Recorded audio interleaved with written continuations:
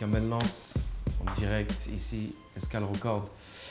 Voilà, le premier contrôle d'identité, le premier contrôle d'identité qui a été difficile pour moi.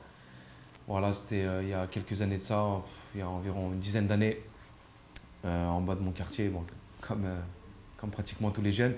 Donc voilà, on était une bande de copains et puis on était en bas de chez un ami à nous, on l'attendait, il mettait du temps à descendre. Donc les flics sont arrivés, il faisait beau, tout ça. Ils sont arrivés, ils nous ont encerclés, on n'a pas compris pourquoi. Ils voulaient peut-être nous mettre une certaine pression. Donc nous, on a tout de suite obtempéré à discuter normalement avec eux. Eux, ils ont voulu rien savoir. Donc ils nous ont demandé d'enlever nos chaussures. Je me rappelle, ça nous avait fait rigoler sur le moment, mais après, on a vite arrêté de rire parce qu'il y a un ami à nous qui leur a dit c'est une blague ou c'est un jeu ou je sais pas quoi. Donc de là, il y a un flic qui l'a sévèrement accroché, pardon, et l'a tout de suite ramené au sol pour l'immobiliser. Donc on n'a pas compris. Donc comme on était jeunes et tout, c'était un peu la mode avant de venir aider son ami. Donc on est venu, on a mangé quelques coups de matraque, tout ça. Donc on n'a jamais compris pourquoi. Donc après cela, ils nous ont ramenés au commissariat. Ils voulaient nous placer en garde à vue. Puis après, ils nous ont relâchés, on est parti. Après, on a fait des réclamations, on est parti voir la mairie. On avait un beau contact avec le maire de notre ville. Mais ça a été classé sans suite. On a tout fait pour qu'il y ait des suites. On voulait juste comprendre le pourquoi du comment d'enlever nos baskets. On n'avait pas compris. Enlever vos baskets et vos chaussettes, il faisait beau, tout ça, on n'a pas compris. Et de là, par la suite, il n'y a jamais rien eu. Et après, quelques temps après, quand on les voyait passer dans le quartier pour contrôler d'autres personnes, on avait toujours on repensait toujours à cette humiliation et ça nous a un peu marqué. C'est-à-dire qu'après, on n'avait plus le même regard envers la police. Surtout que nous, on était issus d'un quartier où bon, c'était sensible comme tous les quartiers, mais c'était pas super, tu sais, délinquance à mort, tout ça, c'était calme, ça va. Et donc après cela, on n'a plus la même image avec ces flics. Et souvent, après, c'était une guerre des regards avec eux, tout ça, c'était pas...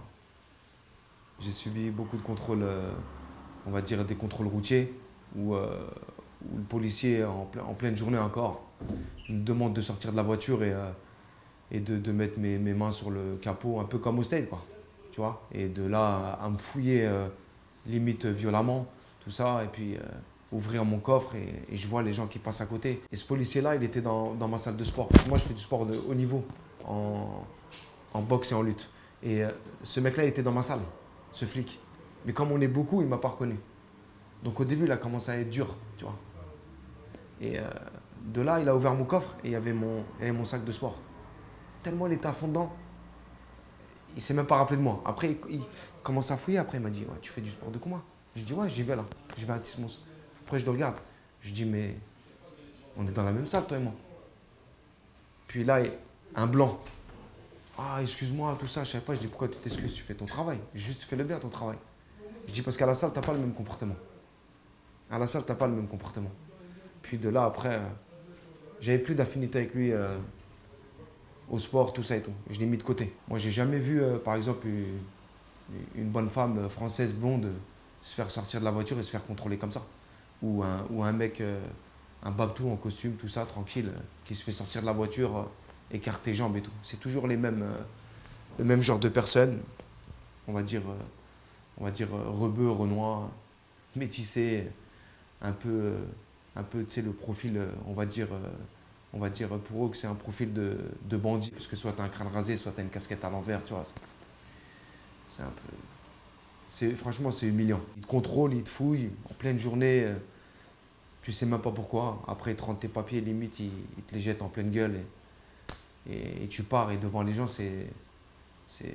on va dire c'est humiliant. Il n'y a pas pire pour un être humain que d'être humilié. Quand tu es humilié, tu as l'impression que tu es une sous-merde, tu vois. Tu as l'impression que personne ne te respecte. Et puis voilà. La police, on a besoin de la police, tu vois. Mais le problème, c'est que la police, dans n'importe quel pays où tu vas, ils font mal leur travail. Ils profitent d'un insigne. Ils profitent de ça et ils font mal leur travail. Ici, en France, ils ne respectent pas. Tu vas au bled, c'est la corruption, tu vois. Si, ça va dans tout. Mais encore au bled, ça reste, tu vois, la corruption. C'est-à-dire, il veut juste ton oseille et te dit salut. Tandis qu'ici, ils ne te respectent pas. Ici, ils ne te respectent pas et ça peut mal terminer. Des fois, ça peut mal terminer. Mon père, un jour, il m'a dit quoi? Il m'a dit, avec la police, il faut être le plus calme possible. C'est-à-dire, même quand tu es au bout du rouleau, tu vois, même quand tu es au bout du rouleau, tu vois, tu restes calme, tu obtempères, tu collabores. Même si, des fois, tu tombes sur des sacrés personnages, tu vois. Tu tombes sur des sacrés personnages, après tu leur fais voir que tu n'as rien à te reprocher déjà, tu vois. Et que toi, ton seul souhait, c'est que ça se passe bien, parce qu'avec un contrôle de police, ça peut super mal finir.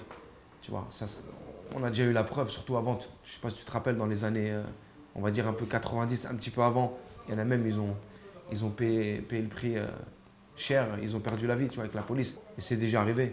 C'est déjà arrivé où la police, ils ont frappé à mort nos semblables, tu vois. On le sait très bien.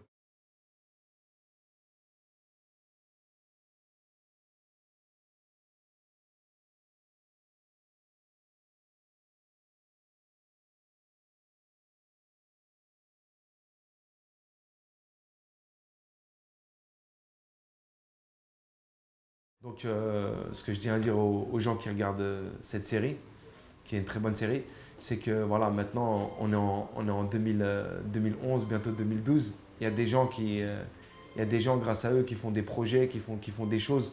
Maintenant, vous avez recours à d'autres choses. Moi, ce que je vous conseille, voilà, il y a des frères qui ont fait ça. Vous avez un numéro de téléphone qui est ici. Si vous venez de vous faire contrôler, il faut appeler à ce numéro. Voilà, ça, c'est des mecs qui font avancer les choses. Voilà, moi, ça me tient à cœur. Voilà, ça fait super plaisir de voir des gens qui font les choses bien. Parce qu'il ne faut pas tout de suite avoir recours, par exemple, à la violence ou mal parler, nique les condés, tous les trucs à l'ancienne. On est en 2011, il faut progresser. Ça, c'est des trucs qui font progresser les gens, qui nous font avancer. Puis voilà, c'est le genre de choses qui sont positives. Le contrôle de routine n'existe pas. Une action nationale contre les contrôles abusifs est en place. Après chaque contrôle hors véhicule, retenez la date, le lieu, l'heure, le contexte, le motif annoncé du contrôle, le déroulement et le comportement des policiers, puis envoyez contrôle par SMS au 07 60 19 33 81. Le collectif vous rappellera en 24 heures pour faire valoir vos droits avec ses avocats.